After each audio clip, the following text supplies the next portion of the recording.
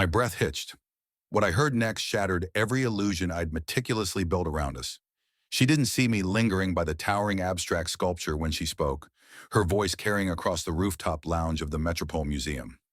Between the soft clinking of champagne flutes and the manufactured drone of executive chatter, her words cut through the ambient jazz like a shard of glass. He's my most regrettable misstep, a silent anchor I allowed to settle. Lyra uttered it so casually, as if debating the merits of a new art acquisition. I stood just a few paces away, obscured by the sculpture's polished steel curves, yet close enough to discern the expensive ice melting in her glass. For the record, I wasn't lurking. I was actually searching for the library annex, having taken a wrong turn down a hushed corridor adorned with unsettling modern art. Never in my life did I anticipate her voice reverberating through my very bones. My wife, my Lyra, who once curled up against me, humming tunelessly, who'd kiss my forehead and murmur, "Don't ever let the world change you, Arthur." Now she was declaring to her director and some sharply dressed consultant in a charcoal suit that I was a mistake, a silent one. What did that even imply? That I didn't loudly assert myself enough? That I didn't command more space at the breakfast table? That I hadn't updated my wardrobe to match her increasingly sleek image? I remained rooted, a forgotten stagehand observing the lead actors in their spotlight. They chuckled. Lyra swirled her Pinot Grigio.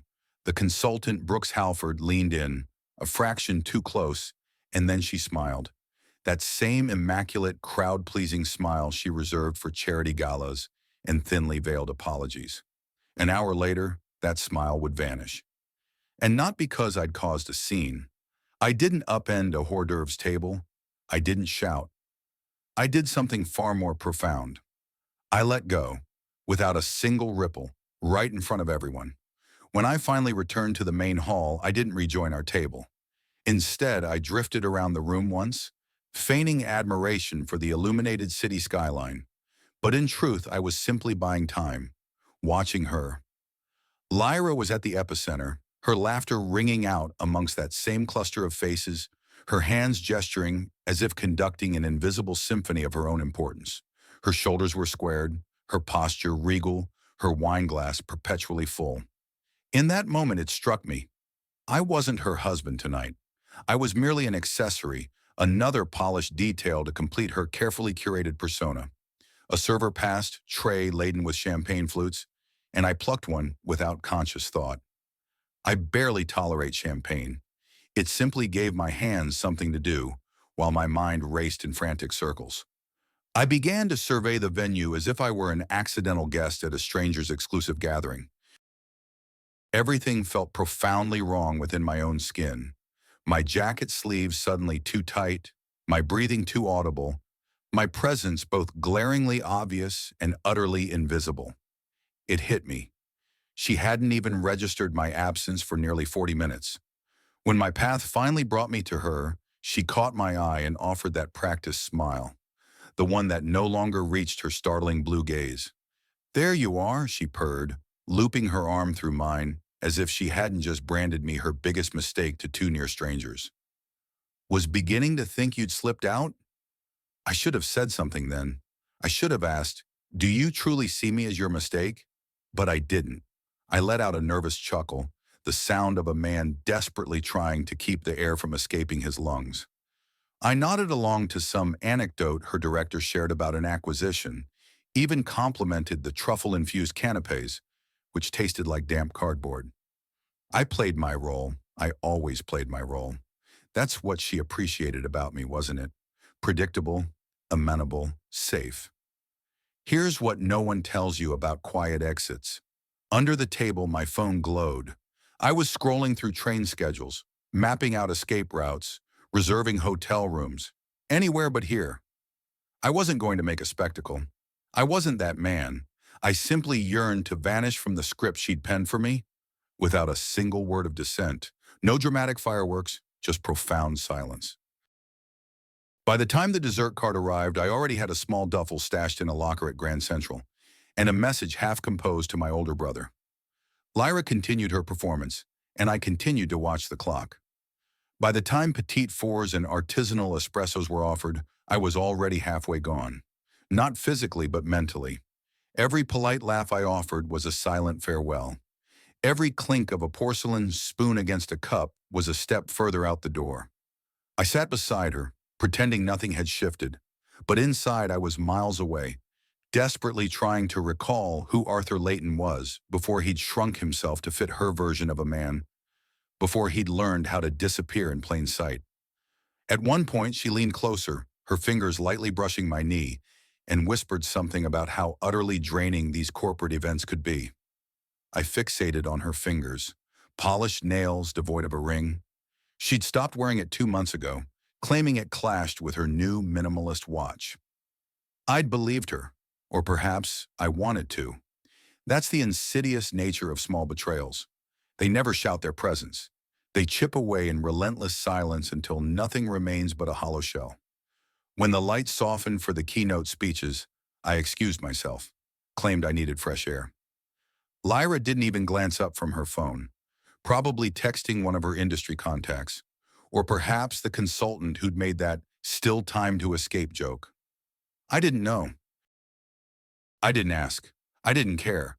What truly astonished me wasn't that she'd uttered those things about me earlier. It was that after hearing them, I felt no surge of anger, only profound relief. Finally, the curtain had fallen, and the actress I'd loved so fiercely now faced the audience without her elaborate costume. And I saw her, unequivocally, for what she truly was. I made my way to the cloakroom, handed over my claim ticket, and informed the attendant that I'd be departing early. She offered a polite smile, returned my overcoat, and asked if I'd enjoyed the evening. "I don't think I was truly invited," I said, a faint, sad laugh escaping me. It sounded more melancholic than I intended. Outside, the city felt louder, colder, yet somehow more honest. I rounded the corner, walked 2 blocks, then hailed a taxi without a second thought. I provided the driver with the address of a discreet boutique hotel I'd booked moments earlier on my phone, one of those places with plush blackout curtains and no intrusive front desk inquiries. As we pulled away, I cast a final glance back at the illuminated rooftop where she was likely still raising a glass. She still believed I was hers. She had no idea I was already gone. I didn't expect her to notice that night. Honestly, I assumed she'd drink, pose for a few more photos, then summon a car service home, barely registering that my side of the bed remained undisturbed. But by morning, my phone displayed 4 missed calls and 2 voicemails. I stared at the screen from my tiny hotel room, the scratchy bath towel hanging beside the humming minibar, my suitcase still zipped on the chair. I let the calls go to voicemail, not out of malice, but because I simply didn't know what to say if I answered. What was the script for this scenario? "Hello, I overheard you call me your biggest mistake, so I quietly slipped out and ghosted you mid-corporate toast?" The first voicemail was taut, clipped. "Arthur, just wondering where you disappeared to. You didn't even say goodbye. Text me back." That brittle tone she used when pretending not to be thoroughly irritated. But the second one, that one was quieter. "Arthur, are you all right? I I don't know if I should be worried or if you're just being overly dramatic, but please don't do anything foolish." Foolish. The word stung. It wasn't delivered cruelly, just casually. Like most of her most cutting remarks, she never shouted them. She minimized. Shrunk things down until I felt an irrational guilt for reacting at all. I set the phone down. I didn't reply. Not yet. Instead, I wandered out to a nearby greasy spoon. The kind with sticky laminated menus and solitary old men engrossed in their morning papers. I instantly liked it. No pretense, no meticulously crafted smiles. The waitress, a kindly woman with tired eyes, called me Hun and brought me a stack of pancakes even though I hadn't explicitly ordered them. I think she saw something in my face. That particular hollow confusion people only recognize when they've experienced it themselves. While I nursed a coffee that tasted faintly of burnt paper, I checked her social media. A stupid impulse, I know, but I had to see. Her company's official page had already uploaded photos from the gala.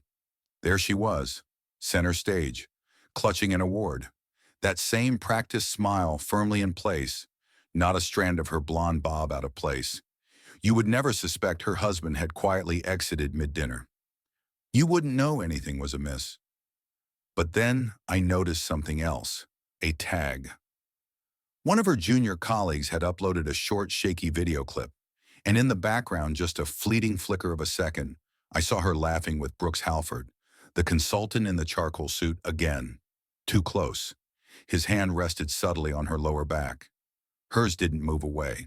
My stomach plummeted. And for the first time, I wasn't simply heartbroken. I was suspicious. Suddenly, I wasn't certain this story ended with me simply disappearing. Perhaps it was time to start watching more closely. Back at the hotel, I couldn't settle. Every creak in the hallway outside made me flinch. Every vibration from my phone sent my pulse racing. I hadn't responded to her. I hadn't sent a text. But now, after seeing that video, the proximity, the intimate familiarity, I wasn't just hurt anymore. I was acutely aware. It was as if someone had abruptly torn away the blindfold I hadn't even realized I was wearing. And the most agonizing part? I didn't know where objective truth ended and raw paranoia began. I powered up my old laptop, mostly out of habit. I'd used it just last week to help Lyra with a presentation. We shared everything, or so I'd believed. The desktop was cluttered with work files, scanned receipts, random screenshots. But one folder stood out. It was titled Final Proposals 22. I almost scrolled past it until I noticed the last modification date. 2 nights ago. Peculiar, her final proposals for 2022 had been submitted months ago. I hesitated, then clicked it open. Initially, it appeared to contain ordinary documents, corporate decks, partner pitches. But halfway through, I discovered a subfolder labeled Venice. Ready for a truth bomb? This single discovery ripped away my blinders. That's when the pit in my stomach opened into a cavernous void. We were supposed to travel to Venice for our anniversary last year, but she'd canceled last minute, claiming work was too demanding, promising we'd reschedule. We never did. I didn't argue, I never did. Inside the folder were PDFs of hotel bookings, restaurant reservations, and 2 boarding passes. Both dated for the exact week we were meant to go, but only one name was mine. The other, Brooks H. Halford. I recoiled as if physically struck.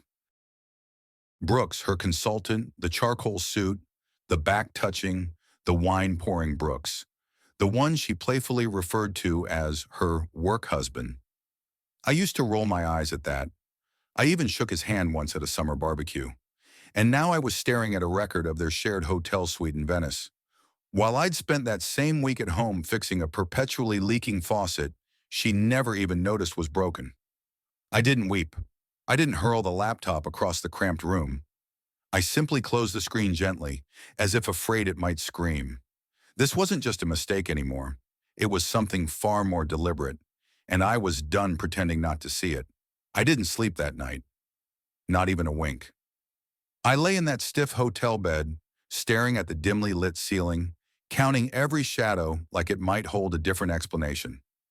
I didn't know what wounded more, that she'd lied to me, or that she'd lied with such chilling ease. I replayed the voice in my head, the one that used to leap to her defense. There's probably a logical explanation. Maybe it was a business trip. Perhaps Brooks canceled. Maybe, but I wasn't that naive anymore. I was utterly exhausted from constructing excuses for someone who never bothered to make any for me.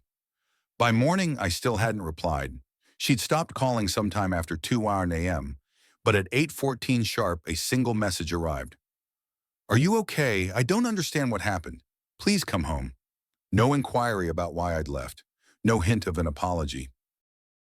Just that familiar, gentle manipulation, the one she always deployed when I retreated into quietude. Like tossing a lifeline to someone already halfway drowned, but tying the other end to a rock. I stared at the message for 20 minutes before I finally responded with 2 curt words. Later, maybe. An hour later, I was back in our tree-lined neighborhood. I didn't go inside immediately. I sat in my car across the street and simply watched. I don't know what I expected. A theatrical parade of betrayal? Brooks sneaking out the back door? Nothing out of the ordinary occurred. The curtains were drawn open. The lights were off. It looked like every other Tuesday we'd ever spent in that house, except everything had subtly shifted, and only I could perceive it. Eventually, I entered quietly. No slamming doors, just the familiar jingle of my keys tossed onto the hallway table. She emerged from the kitchen as if nothing untoward had transpired, as if I hadn't vanished for an entire day without so much as a word. "Hey, Arthur," she said, brushing a stray strand of blonde hair from her face. "You really frightened me yesterday. I didn't know if you were sick or—" "Sick?" I echoed. My voice sounded foreign to my own ears. She stepped forward, attempting to bridge the distance between us. "I thought maybe you took Brooks to Venice." The words came out flat, not loud, not dramatic. Just a stark fact laid bare between us, like a broken porcelain dish no one wanted to clean up. Her face didn't crumple. It didn't even twitch. She blinked once, then twice, calculating, calibrating. "Are you going through my private files now?" she asked. No denial, no explanation. That was all the confirmation I needed. She wasn't repentant. She was merely cornered, and I wasn't angry. I was simply done. She stood there, arms now tightly crossed, as if Enam were the unreasonable one. As if I had violated some sacred pact by looking at the irrefutable evidence of my own betrayal. That's when I realized this wasn't even about Brooks anymore.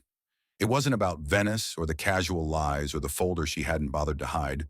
It was about the unspoken expectation that I was never supposed to notice. I was meant to continue playing my assigned part. Smile, remain quiet, carry her expensive coat at events where I clearly didn't belong. "Nothing intimate happened between us," she finally offered, her voice flat, mechanical, like someone reciting a line from a script they hadn't rehearsed in far too long. I tilted my head slightly. "You shared a hotel room in Venice for 4 nights." She merely shrugged. "It was simpler to book one room. It wasn't like that." "Do you honestly think I'm stupid, Lyra?" She didn't respond to that. Instead, she walked past me and settled onto the plush living room couch, absently tracing patterns on a decorative cushion, as if we were merely easing into a casual Sunday morning conversation. "Look," she began, her tone softening slightly. "Things haven't exactly been vibrant between us. You've been so quiet, so passive. It's honestly like living with a perpetual fog." That hit harder than I anticipated. Not because it was entirely untrue. I knew I wasn't the bold, daring partner she probably craved. But to hear it articulated like that, in that dismissive tone, as if I were merely some atmospheric inconvenience, it fractured something inside me that had already been fragile for far too long. "I didn't actually cheat," she added, her voice almost a whisper now. "But maybe I considered what my life could have been like if I'd chosen differently." There it was, the unspoken truth, finally given breath. "So what now?" I asked, my voice barely audible. "I don't know," she conceded. "Maybe we take a break. Maybe we both need some space to reset, to figure out who we are. Individually. A break. After nearly a decade, as if we were interns choosing different career paths." I nodded slowly, but not because I agreed. I nodded because it was already complete. The break had commenced the very moment I'd overheard her laugh behind that sculpture. "Fine," I said. "I'll go. Take all the space you desire." She looked genuinely surprised, as if she anticipated another apology, another compromise, another sad, small man begging to be loved again. But I didn't give her that. Not this time. I packed in silence. Not out of dramatic posturing, but because the gravity of the moment demanded no additional noise.